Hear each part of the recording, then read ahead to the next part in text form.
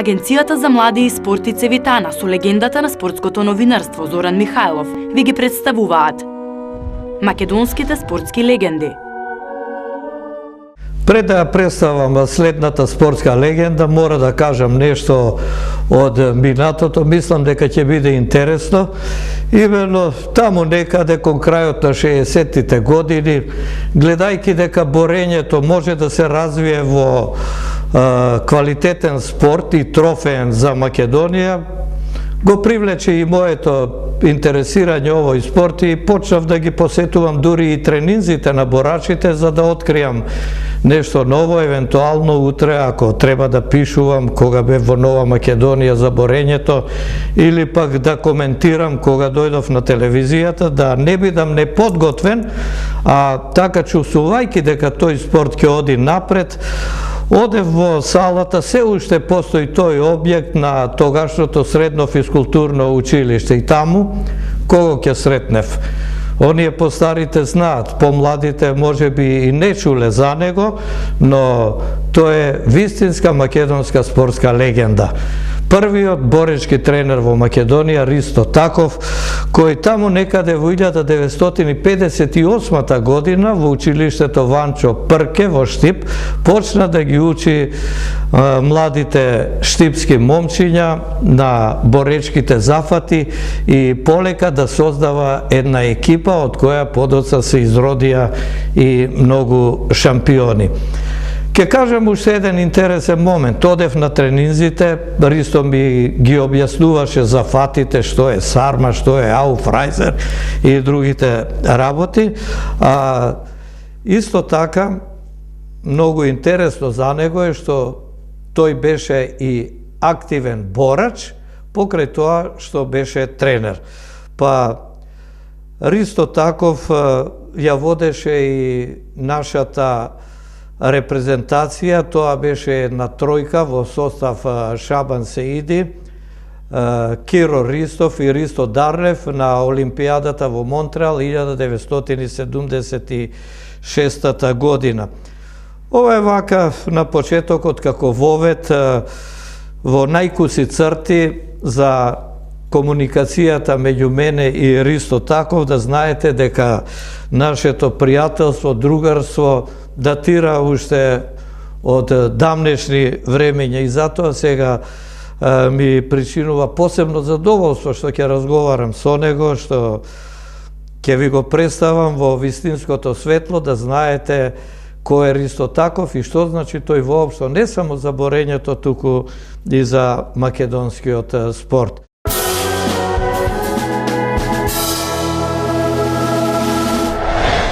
Ристо, последното интервју ми се чини го имавме пред 40 и повеќе години на Олимпијадата во Монтреал, потоа остана ти во Македонија, работеше како тренер и натаму, но негде во 80-тите години замина за Канада и тамо се уште живееш во Торонто, меѓутоа 4-5 месеци си минуваш во Македонија, посебно во Охрид, па еве сега пред да се вратиш во Канада го снимаме овој разговор и на почетокот, како што е вообичаено, би сакал да слушам нешто од тебе за тие времиња во Ванчо Прке, како изгледаше, како успеа да ги анимираш младите да дојдат во боречкиот спорт и Штип да стане вистински боречки центар во Македонија.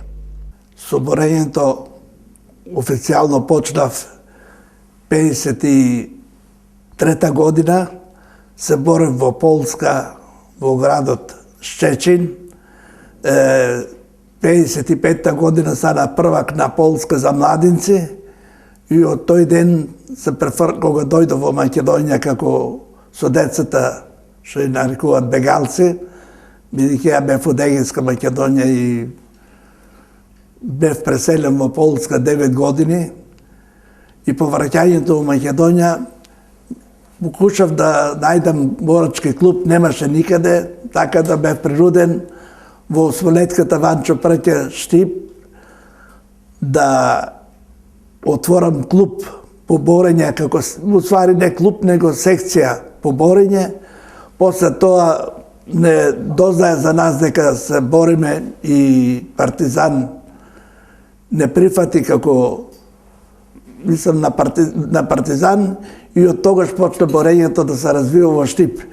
Понатамо формиравме Подсојуз, прво формиравме клуб, па Подсојуз, па Подсојузот формиравме клубовите околу нас во Радовиш со Нешев, еден борач, во ствари тој не беше до тогаш борач, али со негова помош го формиравме Радовиш клубот, јака денешна, па од таму формиравме со Томе Пачовов, секретарот на партијата кој беше во Штип, во Струмица клуб формиравме, денешен Извор формиравме Спартак Кочани и направиме еден мал Подсојуз во источниот дел регионот. Понатамо формираме Тето, формиравме Гостивар, формиравме Скопје, Партизан, па и Вардар, така да на крајот на краиштата почна да се развиват и нашите клубови низ Македонија. Ти според ова учествуваше, јас тоа го знам, во формирањето речиси на сите клубови, сакаше борењето да заживее во цела Македонија и тоа беше добро, но главниот акцент на твојата работа беше најнапред во Штип, во Балканец, а потоа и во репрезентацијата на тогашна Југославија, затоа што борачите во слободен стил сите беа од Македонија. А потоа доаѓаш и во Скопје, па тука си во Вардар, во Скопје, за тоа ќе стане збор нешто подоцна.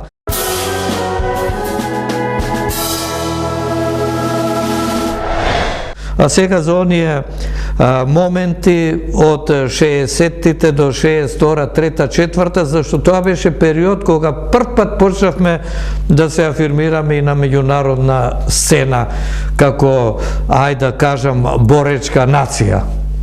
Согледувајќи ги можностите своји и можностите на македонските младинци, усетив или приметив дека борењето може да се развие во голем спорт и дека со времето додека на еден од другите републики, ако му требаше за борење да стане некој борач, му требаше 7-8 години, на македонските дечиња му требаше 3-4 години да го достигнат истото ниво, што значи дека се работи за талентирана нација која во борењето постигнат неверојатни резултати, понатаму се докажа.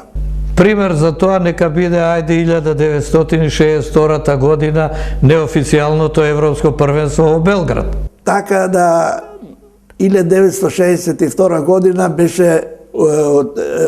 беше организирано прво неофицијално европско првенство во Белград. Тоа беше при крајот на почетокот на декември и на тоа европско првенство ние учествувавме комплет со 2 репрезентации и постигнаме неверојатен забележителен резултат. Се пласиравме пред Русија во екипен пласман на 3-то место, што значи први беа бугарите, втори беа турците, трети бевме ние. А освен тоа, во поединечна конкуренција освоивме 1 златен медал, 2 сребрени и 1 бронзен медал. Вкупно 4 златни, од кој го освои? Златниот медал го освои Рамин Стефиков, сребрениот медал го освои Неби Јусуфов, другиот го освои Селиевски. Да. Бронзен медал. Тоа беше практично прво злато за Македонија на голема првенство, иако неофицијално европско првенство, Рами Стефиков, кој потоа 3-4 години настапуваше и на официјалните, например и европски, светски, заедно со Неби Јусуфов. Потоа и заедно се оцелија по многу години во Турција и живеат во Измир. Да.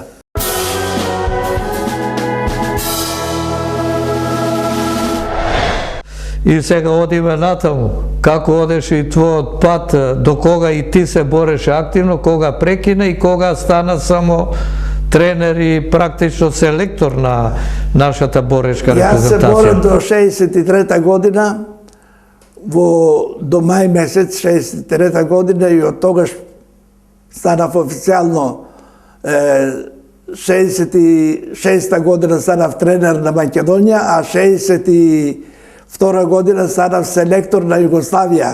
За слободен стил. Да. И од тој ден, почнувајќи од таа селекторско место, одма учествував на неофицијалното европско првенство, што покажаме многу добри резултати, врвни резултати, што докажаме дека и Македонија може да освојува светски медали на светски првенства. Така да, по тој турнир во Белград, ние почнеме да учествуваме на другата година учествуваме на светското првенство во Софија со 8 борачи, од кои 20 го заземаја. Едниот го зазема 6-то место, другиот го зазема едно четврто место и едно 6-то место, петто место. Тоа беа пак Рамис Тефиков и Неби Јусуфов. Да. Како што одиша понатамо и нашата репрезентација се ширише, и нашата репрезентација стануваше се помоќна, добиваше меѓународна репутација, искуство и го организиравме и Европското првенство во Скопје 1968-та пред Олимпијадата во Мексико. Што значи да веќе почнуваме да се афирмираме како нација во светот, во Европа и во светот, да не зборам за на Балканот, веќе по сигурни резултати, почнуваме да видиме да освајаме златни медали на Балканијадите, да освајаме сребрени медали се разбира и бронзени медали на Балканот. 71 година... Не, пред тоа, пред 71 ти остануваш во Штип колку време, зашто после дојде во Скопје, а на Скопскиот европски шампионат изборивме две олимписки норми, Борче Димовски и Симеон Шутев за тие моменти. Да, 68 година Борче Димовски и Симеон Шутев учествува на Олимпијадата во Мексико, иако нема некој посебен резултат, ипак беше тој прв пат наши борачи на Олимпијада да учествуват на Олимпијадите, на Олимпијада. Така да ја бев потполно задоволен од нивниот настап и нивните резултати, бидејќи не можеше нешто повеќе да се очекува, бидејќи они учествуваа на Олимпијадата без селектор од Македонија, без селектор кој ја бев селектор, не ги водев, него ги водеа од... Такви беа работите, ти остана овде, а Геже Ивановиќ ги водеше и грчко-римски и слободен стил.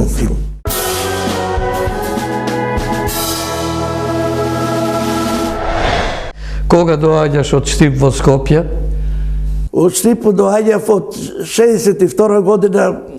Кога стана селектор? Да, станав селектор.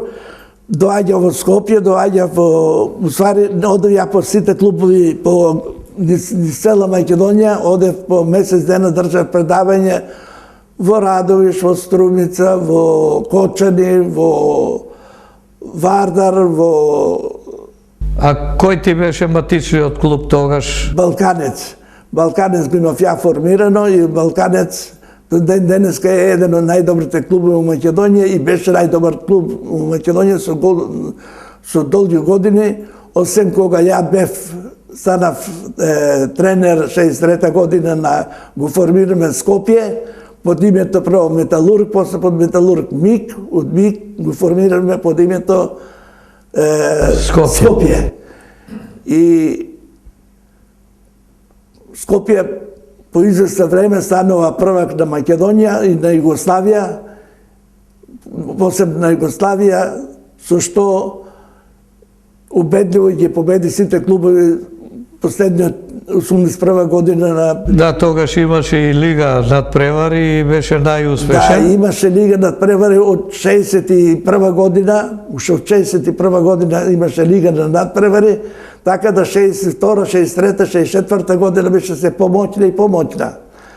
Балканец кој бев јас и тренер на Балканец и на Скопје истовремено, беше до тоа време најдобар, после тоа го презема првото место го презема Скопје, па Балканец и така поред. Се менуваат, ама ти беше и во Вардар, ми се чини, и во Партизан. Вардар бе при формирањето, го формираме Вардар при спојување на Партизан Скопје и Двата партизани беа Партизан 3 и Партизан 1 Соколана. Соколана го формиравте Вардар. Освен тоа и го уклучивме и селото Студеничани. Да, и таму имаше добри борачи во Студеничани. Така да борењето почна да зема се поголеми и поголеми резултати и подобра афирмација во Македонија. Да, ти си тренер на репрезентацијата, таму во 60-тите години, почетокот на 70-тите за Олимпијадата кажа за Борче и Симеон Шутев, сега ти имаше успехи на Медитеранските игри 71-та во Измир.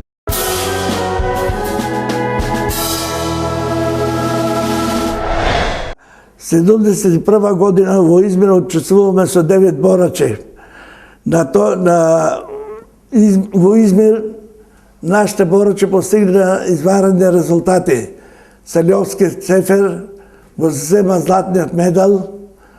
Значи, уствари да не набројам сите поред по категории, ние освоивме 1 златен медал, 5 сребрени и 2 бронзени медали. Значи, рече си во сите категории, да. Од 9 категории, 8 медали освоивме. И нешто за другите имиња на борачите од тој период, еве Сефер Салиовски, за жал покоен, голем борач беше, голем квалитет и учесник и на Олимпијадата.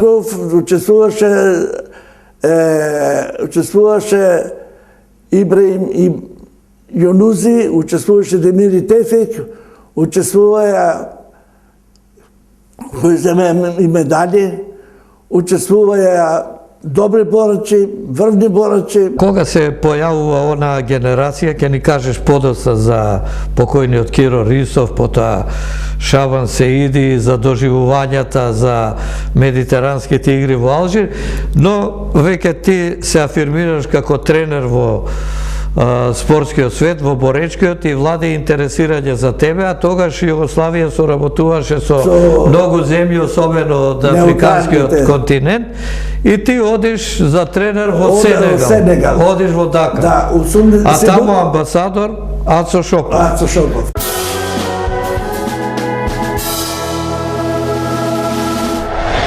Ај доживувањето кога си стигнал во Дакар. Па 72 година бев одреден да водам сенегалската репрезентација во борење за Олимпијските игри во Минхен. При тоа ми дојде телеграма дека ја треба да одам за Сенегал, да отпатувам.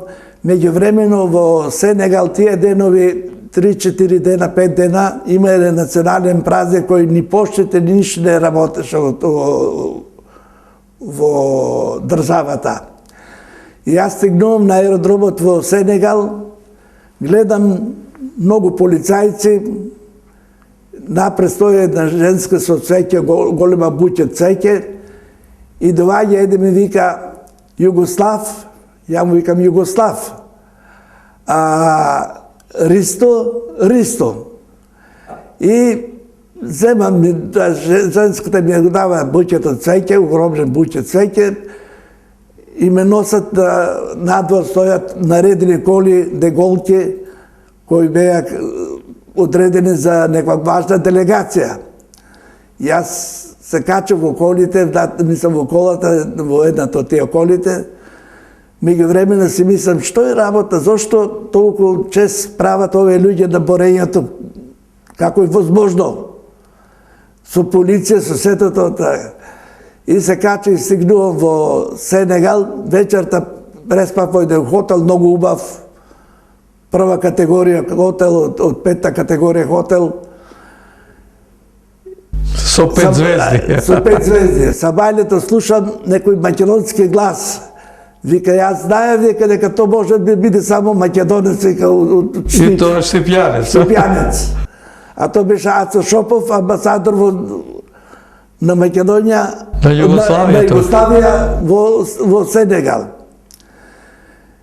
И што се докажа дека тој ден стигна телеграмите од Македонија кои биле пратени за Ристо Џунов, не стигнала и моите телеграма која беше пратена не стигнале. И тие го чекаат Ристо, а ти си Ристо. Чекаат Ристо, меѓувремено Ристо, ја Ристо бев и отиде во хотелот. А тие го чека Ристо Џунов, кој тогаш беше министер за економика. За економика. Требаше да држи предавање низ Сенегал. Меѓувремено Ристо Џунов по некоја прилика се разболел, не знам што така, не може да отпатува за Сенегал, така да ја ме представи како министер на Југославија. И ти таму работеше со сенегалските борци? Работев 8 месеци со сенегалците, ги водев сенегалците еден месец во Македонија, еден месец во Бугарија, еден месец во Романија и еден месец во Минхен. На Олимпијадата. Ние имаме само едно 6-то место на Олимпијадата, меѓувремено и пак тој е резултат за една земја која прв пат учествува на големо такмичење. И тоа сигурно и причини доста радост на сенегалците. Сигурно тоа беше врвен резултат постигнат од страна на нивните борачи. А тогаш и Македонија имаше двајца борачи, ми се чини, Сефер Салиовски, Ристо Дарлев. Ристо Дарлев. Да, а ги водеше Бојан Рангелов. Како селектор беше. Тогаш практично ние имавме на Олимпијадата на боречкиот турнир двајца селектори. Ристо Тахов на Сенегал, Бојан Рангелов на Југославија. И го спомнавме Сефер Салиовски, тој несреќно го загуби животот таму на работното место во сервисот на Автотурист, тука кај што е уметничката галерија, таму беше тој сервис.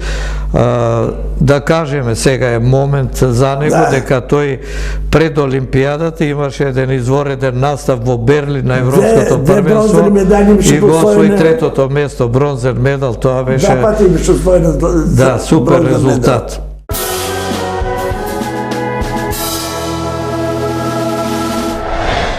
Ти во Сенегал остануваш 8 месеци, од тие 8 практично половина, бидејќи 4 месеци ги водеше борачите низ европски земји, па и Македонија и на Олимпијада. Ние исто така испуштиме да кажеме дека 65-та година учествуваме на светското првенство во Манчестер, Англија. И на тоа светско првенство, уствари тој беше последно на тоа светско првенство, Рамин Стефиков зема второ место во Европа, светско првенство истовремено и будуваја европејците. Кој европјанин е најдобро пласиран, се води како прв. Второ место, Демир Тефик трето место во Европа. А Рамис беше четврти во светот, а Тефик беше шести во светот, во Манчестер.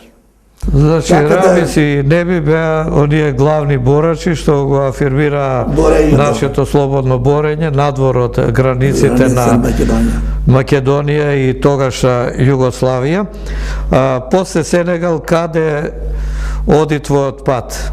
75-та година учествуваме на ветерани, мислам поважни такмичења и кажам, инако на многу такмичења. Ти се враќаш и стануваш повторно селектор на нашата репрезентација. Така, точно така. И тука се појавува една генерација, богами, која започна да ниже доста добри резултати. Која долго време ќе се задржи у борењето, полни 7-8 години, почнувајќи од 75-та година навамон, полни 7-8 години се задржуваат и истите борачи и постигнуваат добри резултати на Македонија, што тие беа препишани на некој си, да не го повторам тоа, на некој друг си. Добро, ама резултатите говорат. Еве ќе ги кажеме резултатите. Практично најголемиот успех со нашата селекција и тогаш се виде дека од тука ќе има борачи што ќе освојуваат медали на светски, на европски првенства и олимпијади. Индикатор беа медитеранските игри во Алжир 1975 година. Таму Шабан Сеиди со неполни 16 години го освои златниот медал, тоа беше големо изненадување. Бев на тие игри, се сеќавам во салата, беа сите југословенски спортисти, дури и авионот го одложи летот за Белград, чекаше да заврши финалната борба на Шабан Сеиди во која што победи и го освои златниот медал. Кога стигнавме во Алжир, делегацијата од Белград која беше на говора на Олимпискиот комитет, ме прашаат каде се борачите на Македонија. И јас со прстот му покажав Шабан Сеиди, покажав Дарлев Ристо, покажав се млади деца, тоа беше Сем Киро, беше по-старичек, така беше, да. Им покажав, па што си донел ове жута клунце, вика овде... Што ќе направи? Дојде од Белград, вика, што... По кој повод, вика, си донел овде, вика, да трошат само парите, вика, на Сојузот да ја трошат. Ја не му одговорив ништо, викам, ќе видиме на крајот, викам, ќе се видат тие жолти клуници што ќе направат. И тогаш Шабан Сеиди го победува светскиот првак Тулов од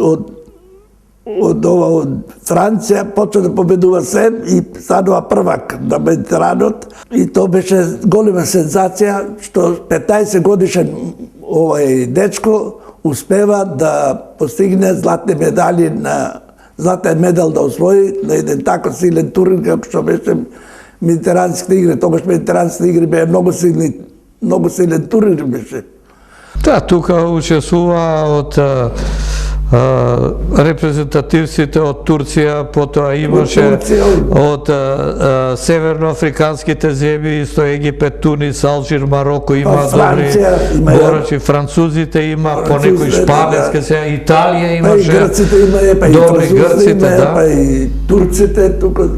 И тука Шабан Сеиди практично го покажа својот талент, класа, квалитет и отиде во боречките височини, така да кажам, па 1977 беше европски првак, светски вице шампион и беше прогласен за најдобар спортист на Југославија во таа година. И трет на Балканот. И трет на Балканот, што за нас беше голем успех и цела Македонија се радуваше на тие резултати на Шабан Сеиди и неговите другари од репрезентацијата.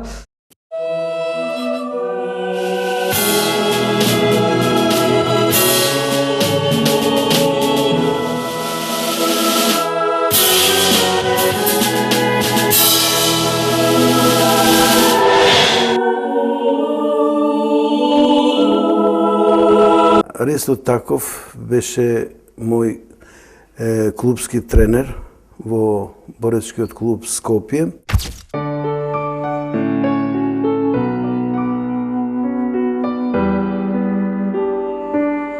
Школото, основното училиште Лирија, поминавме како ученици, како деца, млади, спортисти, поминавме во клубот Скопје, од Скопје, каде што Ристо Таков беше главен тренер на боречкиот клуб Скопје, истовремено беше и тренер на југословенската репрезентација. Ристо Таков, навистина, многу треба се зборува за него, не би било доволно ни една книга да се пишува исклучиво за него. Он беше голем спортски работник со еден добар педагог, што мислам дека морам еднаш за секојаш да кажам дека тешко се наоѓаат такви спортски работници да во такви услови поранешни и да може да се постигнат врвни резултати, навистина е тешко. Ние сега, покрај другите услови што ги имаме подобри, па не можеме да имаме таков квалитет, например, као во времето на Ристо Таков. Значи, Ристо Таков беше еден добар стратег, кај што предвидуваше и точно знаеше кои спортисти имат врвни добри квалитети. Што се одлучи он лично за мене, што ми даде можност да учествувам на Медитеранските игри во Алжир, 75 година. Навистина, тука он лично со своето знаење и умење ми отвори пат за да бидам учесник на меѓународните првенства. И тука јас успеав да бидам и шампион на Медитеранот, 75 година. Потоа ми се отворија сите патишта, што значи бев и учесник на Олимписките игри, освојував и европска сребрена медалја и така да навистина до 77 година со Ристо Таков успеавме да ги постигнеме сите успеси, врвни резултати, па и да бидеме во конкуренција, да бидеме во Југославија прогласени за најдобри спортисти на Југославија и во младинска и во сениорска конкуренција. Он не само што беше само тренер, туку беше и многу близок со сите нас спортисти, дали се клубски, дали се репрезентативни, он ги чувствуваше сите, посебно мене ме чувствуваше многу близок. Значи, се понашаше како родител. Помагаше во сите делови, значи, како млади луѓе, млади спортисти. Он не сите правци он покушаваше да помогне во било кој аспект. Можам да го кажам само случајот на Медитеранските игри во Алжир, кај што прв пат настапивме ја и еден мој колега Кенан Нухиу, он на 52 килограми, 62 килограми бев јас, тука беше и Ристо Дарлев, Аце Крстев, Киро Ристов и така. Главниот на југословенската репрезентација беше Геджа Ивановиќ од Београд. Он доста го критикуваше за тоа што премлад со една специјална лекарска потврда бев отиде на Медитеранските игри и он директно укажуваше на Ристо Таков дека нема право он да носи такви млади спортисти и така натаму. Мислејќи дека нас не носи Ристо Таков као за една облека или не знам што, и тоа самиот даде потврда и рече јас гарантирам за овие двајца спортисти дека овие ќе носат најдобри резултати. И тоа така се случи. Значи, медитерански шампион, значи ми се отворија сите врати, он ме водеше и на Олимписките игри во Монтреал, 76 година, еден од најмладите учесници на Олимписките игри бев јас од боречките спортови. Така исто беше и на Медитеранските игри, еден од најмладите шампиони на Медитеранот. И мислам дека Ристо Таков заслужува да биде еден човек кој што навистина треба многу работи, многу книги да се пишуваат за него.